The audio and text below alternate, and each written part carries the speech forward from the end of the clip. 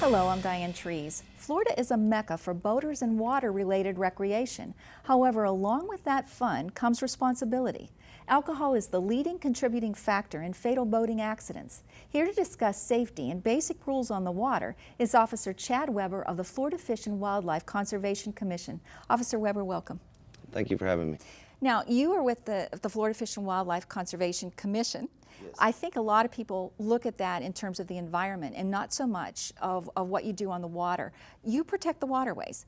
Absolutely. We're a law enforcement agency, state police officers here in the state. We enforce all the laws, but we're tasked with resource protection. And our officers patrol all the waterways here in the state of Florida. So you work in conjunction with the Coast Guard and other local law enforcement agencies? The Coast Guard, local sheriff's department, municipalities, things like that. So lakes, rivers, And anything like that that's water, and you cover the state. We do. A lot of coastline. A lot of water. Okay, when you stop a boat, do you need probable cause? Yes, you do need probable cause to stop a boat. And some of the things that we're going to look for: driving behavior, what the people are doing on the boat. I mean, if it's a law violation, we will stop the boat. You observe other people on the water, and if you think that that's unsafe, leaving, or what tips you off? I mean, people are just racing by. Well, I mean, there's a number of different factors, and in our inland waterways and on intercoastal waterways, we have different speed zones. So, for instance, if somebody's driving too fast through a speed zone or a manatee zone, that's a violation. We'll stop the boat and address the violation with the subject that's operating. Do you have a checklist when you go on board? Do you check certain things? If you stop them when you think it's maybe drinking, do you still check for other safety out? Well, yeah, absolutely. If we're going to stop a boat, we're going to run through everything. We're going to look to see if the operator's been drinking. We'll check all the safety equipment that's required by U.S. Coast Guard law. And, I mean, if everything's good, we'll send them on their way. What do you want most people to know before they get on a boat? Are there priorities that you would put first? There are priorities. For one, to have their safety equipment, know where it's at and know how to use it. Two, know the equipment that they're operating. We wouldn't encourage you to go buy a brand new boat that's, really fast on the water, and the only thing you've ever operated is maybe a John boat. And take it out July 4th. And take it out July 4th weekend when the waterways are congested. And to file a float plan. Let somebody know where you're going, what boat ramp you're going out of, when you're going to return. And these are all kind of common sense things, but sometimes people, they take that for granted.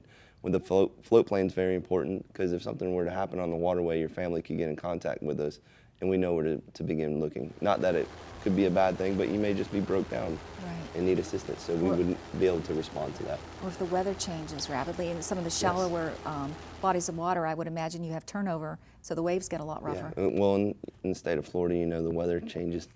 It can be raining every across 15 the street, minutes. right? Yeah. Exactly, exactly. Are you surprised that people don't know safety features when they get on a boat and they're out there? I think I'm not surprised by it, because boating scene is such a recreational thing. Sometimes people don't see the hazards that could become a part of it. Right. We'll talk a little more about that. Alcohol is the leading cause of boating fatalities. What is it about the water that intensifies the effects of alcohol? Well, for one, the sun. If you're drinking in the Florida sun, it's hot. That's going to intensify dehydration. Being on a boat all day with the movement of the boat, you're moving too, so muscle fatigue plays a part in that. You don't realize it because you're on a boat. You don't realize that you're rocking back and forth. And you want to take a nap and... Yeah. Let's talk about some of the things, though, when you get off the boat. Those effects of alcohol are still in your system. You mentioned before about getting in a car then. Well, yeah, and most of the time people launch their boats with a vehicle, so a lot of people we run into are not living on the water. So you've been drinking all day on a boat, and then you're going to operate your vehicle and drive home, which is never a good thing. Yeah, so you still need a designated boat person to drive the car. And designated That's operator. right. Well, let's talk a little bit more about that. We've talked about the driver of the boat, but what about alcohol and passengers? What about safety factors there? I mean, there's still the same safety factors. Florida does not have an open container law when it comes to being on the waterway. However, the operator of the boat still has to remain below 0.08, which is the legal limit for alcohol consumption. So I wouldn't encourage people just to go out and just because you have a designated operator to get drunk on a boat, but have a good time and be responsible. Yeah, You know, I would think that as a passenger with alcohol, if that makes you unsteady, what about falling overboard? Or, I mean, Yeah. is that I would think happens. That too, and if somebody falls overboard, and like we just said, being in the sun and being fatigued all day, you can imagine falling overboard and trying to, tread water during You're not going to do very yeah, well. and during an event that's high stress. Do you think, and you alluded to this before, do you think that part of the problem, boating is fun, it's a recreational sport, boats are farther apart, so you don't think of running into another boat like you would a car. I'm wondering if the perception of risk of driving a boat with under alcoholic impairment is a little bit less taken seriously than with a car. Well, I will say FWC and the Coast Guard take it very seriously when it comes to stopping people that are operating. There's a lot of factors, like you said. People may seem, the perception is it's a recreational sport, so they're drinking alcohol and they're having a good time. But a lot of things people don't realize, boats don't have brakes, reaction time. I mean, there's a lot of different hazards that are on the waterways, and I think with alcohol impairing your judgment, you don't take that into consideration. Right, a lot of things to consider. There are. Besides just having the fun. Yeah, just to launch your boat and just go out. There's a lot more things to consider. And we don't want to deter people from enjoying the waterways in the state of Florida, but we want them to do it safely and correctly within the guidelines of the state law. I've seen some billboards up for Operation Dry Water. Can you talk a little bit about that? Well, Operation Dry Water is nationwide. Oh, is it? It's a nationwide, yes. And, we're cracking down on people that are boating under the influence of alcohol. And not just specifically that time. I mean, we do it year-round, but it's more targeted. We're going to be out there in force. Now that, I believe, started in 2009. Has that been successful? Yes, it has. It's been very successful. We make a fair share of arrests on the waterways here in the state of Florida for people that are boating under the influence. And you said it's nationwide.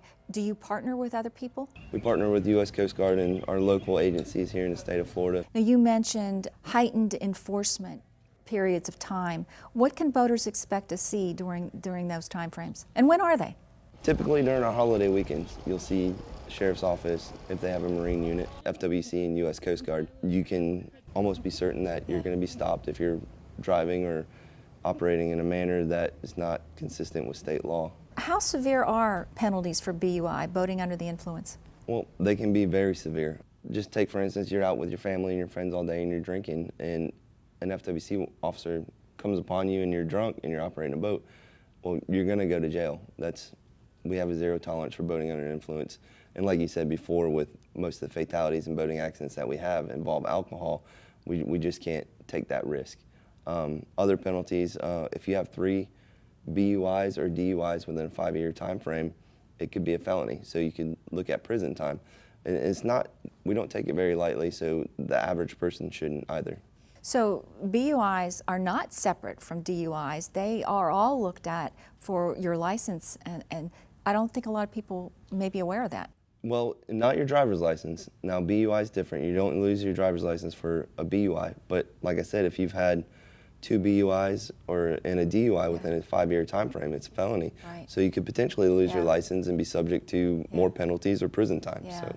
What about courses for safety? Do you all offer any? Where do people go if they want to do the right thing and be safe? Well, you can always go to our website at myfwc.com and click the boating tab, and we offer an online boating safety course, or there's a manual that you can request from Tallahassee, and they'll mail it to you. I know certain areas, Coast Guard Auxiliary does boating safety classes, so these are things that you can look for in your area and reach out to people, and that way you can be a safer boater. And there are some things that maybe you've overlooked that somebody could explain to you. Any words of advice for summer fun? How do we stay safe?